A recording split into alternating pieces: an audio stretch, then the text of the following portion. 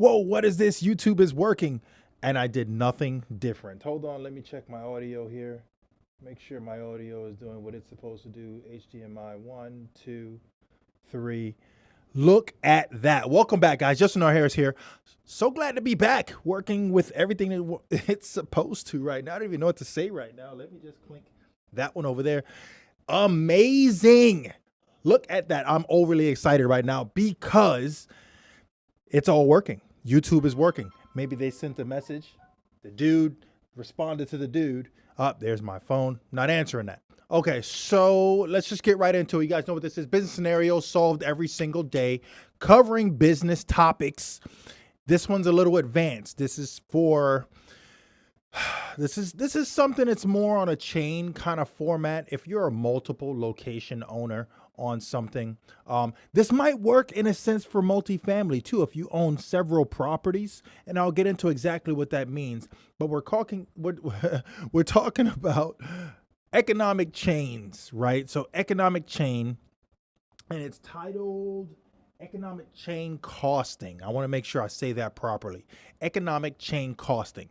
And so we're going to dig into that. I want to explain exactly what that means and how that may be applicable to how you're doing business. Some would say, yeah, that's common sense, but it's not so common for everybody, right? Common sense is not so common sometimes. You know what? Let's just get right into it. You guys know what I need you to do. Like, subscribe, follow, do all that gravy stuff so that YouTube's algorithms do exactly what they're supposed to do, because that's what helps spread the word. You know, even if I kick this out on shorts, and shorts, not my shorts, like the YouTube shorts, kick it out. All right, so you guys get it. Anyway, so, okay, here's the deal. Economic chain costing. The way that works is if you have multiple locations, right? You have a chain, just as in the word. You have a franchise. You have several locations. It is key that when organizing the actual costing of activities for your chain is that you have an overall standard. Now, I've noticed with some franchises that some fees change and fluctuate, right, on what's charged to the consumer based on that area. And that's exactly right. So based on the area, you want to make sure that those demographics dictate whether or not this income bracket here is going to pay that number based on where that chain is located and so on, right? However, there needs to be a constant somewhere, and here's the economic chain costing.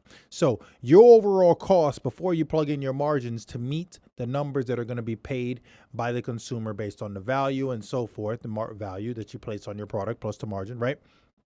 So based on those numbers, you want to make sure that your overall operating costs are still the same. So what I have seen is that maybe the cost of doing business up into the point of, let's say your franchise is leasing a location. Let's say you have 5 locations and they're all in different areas, and every single one of those areas, your price per square foot on the lease there varies, right? It's not the same set number.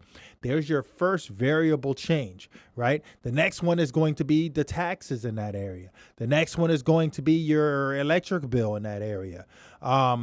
Insurance is going to play a factor because insurance rates change based on zip codes and the amount of claims made by businesses and so forth, right? So they're looking at stuff like that. It's all statistics.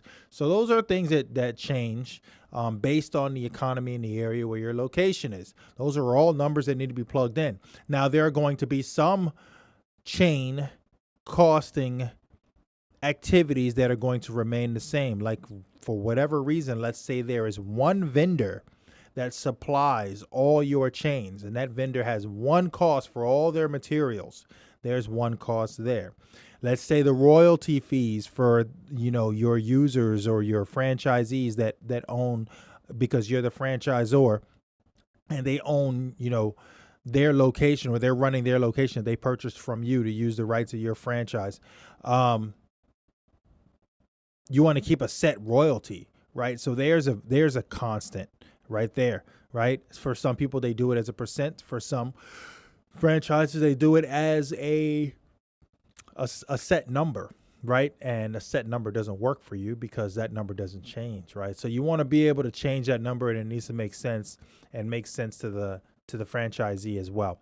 But that's economic chain costing. So we're talking about multiple major locations of businesses, not just your one, right? And like I said, this applies also to multifamily. I mentioned that earlier. So with multifamily, let's say you have several properties scattered about all over the place. You have a portfolio of properties and you kind of want to break it down to an overall, what's your overall varying cost for running and doing business for all your properties, and stick to that. And then from there, you set your numbers and you run with it. And then you're able to have a better idea on how everything is performing, right? Some things are going to be plus and minus based on the economic conditions of that area.